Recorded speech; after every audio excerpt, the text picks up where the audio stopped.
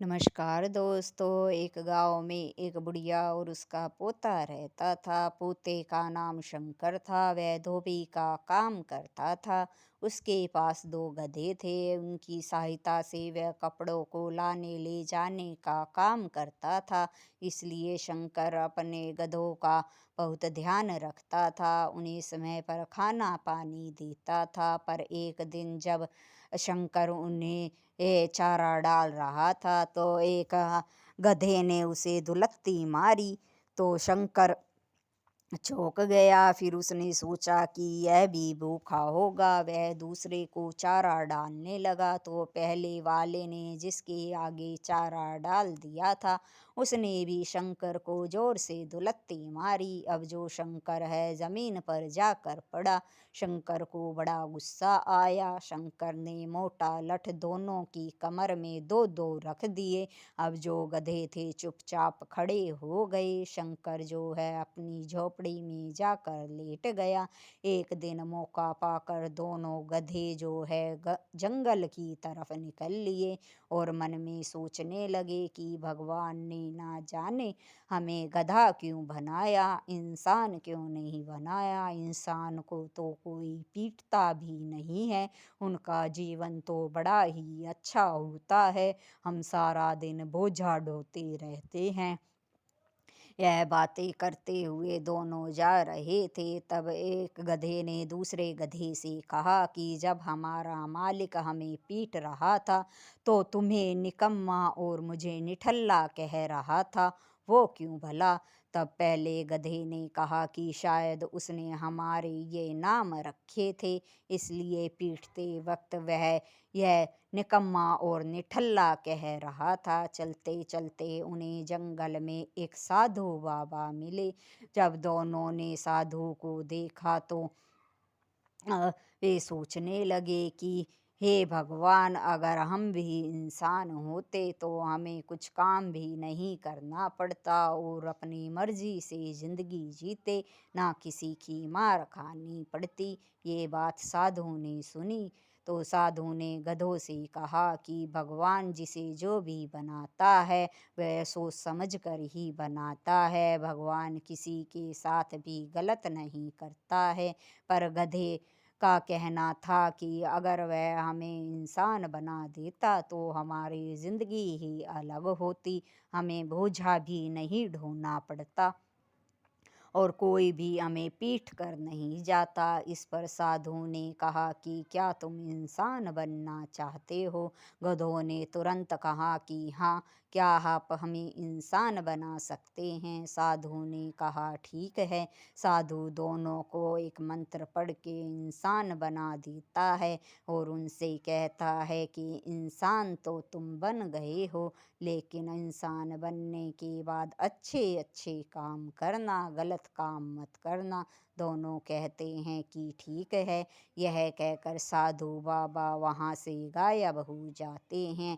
दोनों जो है आदमियों की बस्ती की तरफ चल पड़ते हैं। उन्हें रास्ते में एक लड़का भागता हुआ दिखाई देता है। उसके हाथ में झोला था। वो किसी सामान से बहुत भरा हुआ था और वो भागा चला जा रहा था। दोनों वहीं खड़े हो गए। फिर देखा कि बहुत से लोग उसके पीछे भागे आ रहे हैं पर वे कुछ कह रहे थे। उन्हें कुछ सुनाई नहीं दिया क्योंकि वे दूर थे। अब जो लड़का है वो दीवार लांघने की कोशिश कर रहा था पर उससे चढ़ा नहीं जा रहा था। तब निठल्ला और निकम्मे ने सोचा कि क्यों ना हम इसकी मदद कर दें। बाबा ने भी हमसे कहा था कि इंसान बनने के बाद भलाई के काम करना और लोग भी हमें शाबाशी देंगे। यह सोचकर उन्होंने उस लड़के की मदद की और फिर वह लड़का दीवार फान कर चला गया। दोनों वहीं खड़े रहे कि लोग उन्हें जो आ रहे हैं शाबाशी देंगे, पर उनके साथ उल्टा हुआ।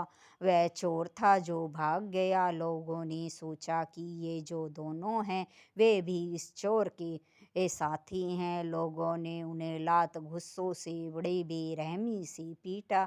बड़ी मुश्किल से दोनों जान बचाकर भाग गए। अब जब भागते भागते वे थक गए, फिर जंगल में एक पेड़ के नीचे जाकर बैठ गए। उनकी बदकिस्मती देखो कि वहां पर थोड़ी देर में ही तीन चोर आ गए। एक चोर ने जो है निकम्मे के गले पर चाकू लगाया और कहा, तुम्हारे पास जो माल है वो सब निकाल कर हमें दे दो। इस पर निठल्ले ने कहा कि माल कैसा?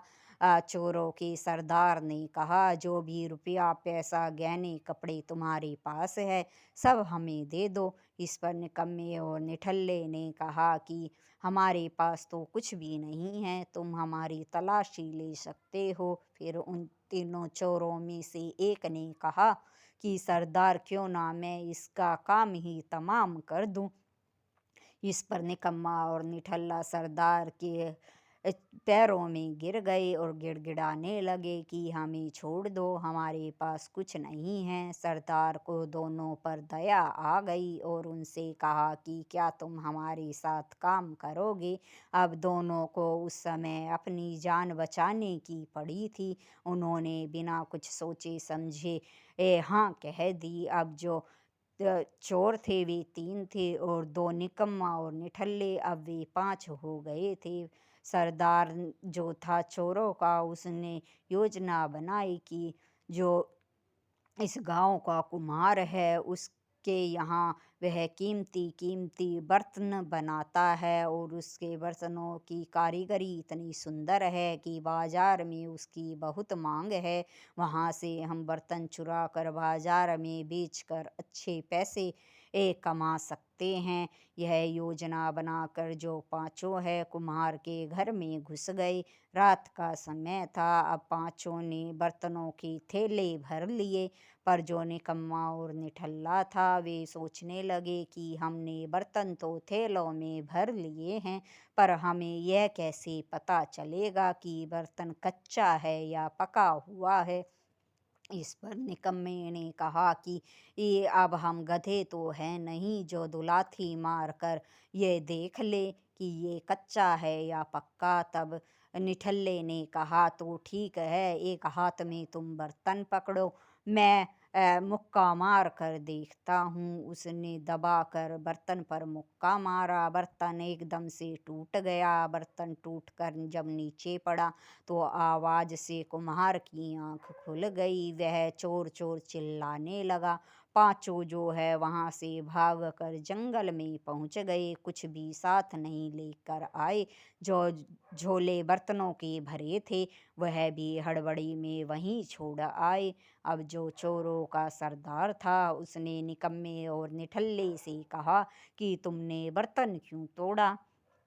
तब दोनों ने कहा कि सरदार, हम तो ये देख रहे थे कि बर्तन पका हुआ है या कच्चा है, क्योंकि अगर बर्तन कच्चा था तो उसे यहाँ लाकर कोई फायदा नहीं होता।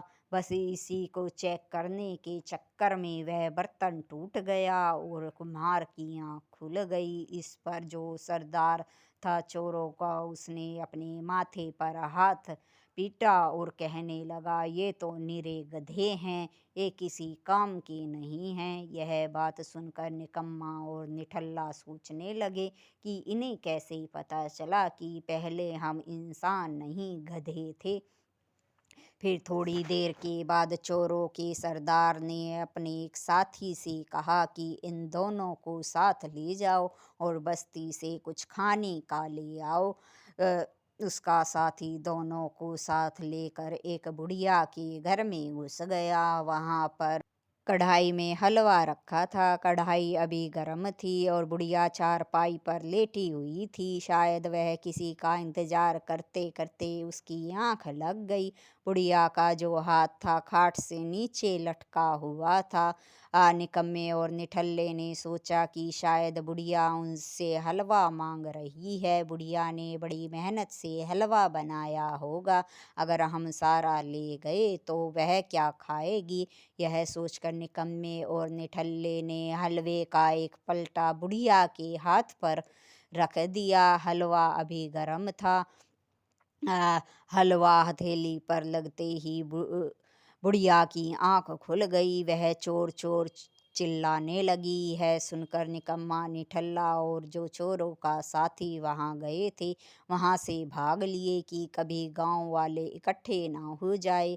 उन्होंने आकर जब बात सरदार को बताई तो चोरों का सरदार कहने लगा, ये तो दोनों बिल्कुल पक्के गधे हैं, ये हमारे किसी काम के नहीं हैं। अब इनको साथ में रखना कोई भलाई का काम नहीं है। तीनों उन्हें वहीं छोड़कर वहाँ से चले गए।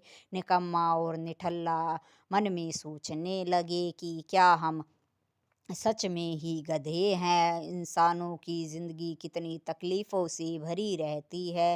रोटी के लिए उन्हें क्या कुछ नहीं करना पड़ता है, चोरी चकारी भी करनी पड़ती है। इससे तो अच्छी हमारी ज़िंदगी ही है। हमारा मालिक हमें समय पर खाना तो देता है। हम तो गधे ही अच्छे थे। इंसान बनने के बाद हमें पता चला कि इंसान कितनी मुश्किलों से जीवन जीता है।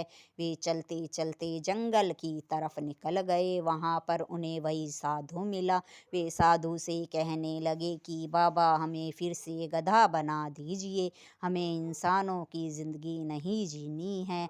हमारी ही गलती थी जो हमारा मालिक हमें समय पर सब कुछ खाना पीना देता था, फिर भी हमने उसे दुलत्ती मार दी। हम हमें अपने मालिक के पास जाना है। साधु ने कहा कि अब तुम्हें समझ में आया कि भगवान जिसे जो बनाते हैं वह बड़ी सोच समझ कर ही बनाते हैं। साधु ने उन निकम्मे और निठल्ले को दोबारा से गधा बना दिया। दोनों गधे बनकर बड़े खुश थे। दोनों दो अपने मालिक के पास चले गए। उनका मालिक शंकर उन्हें देखकर बड़ा खुश हुआ और उनके लिए चारा डालने लगा। अब वे उन्होंने ने अपने मन में ये वादा कर लिया कि अभी वे कभी भी शंकर को दुलत्ती नहीं मारेंगे और उन्होंने दुलत्ती मारना हमेशा के लिए छोड़ दिया।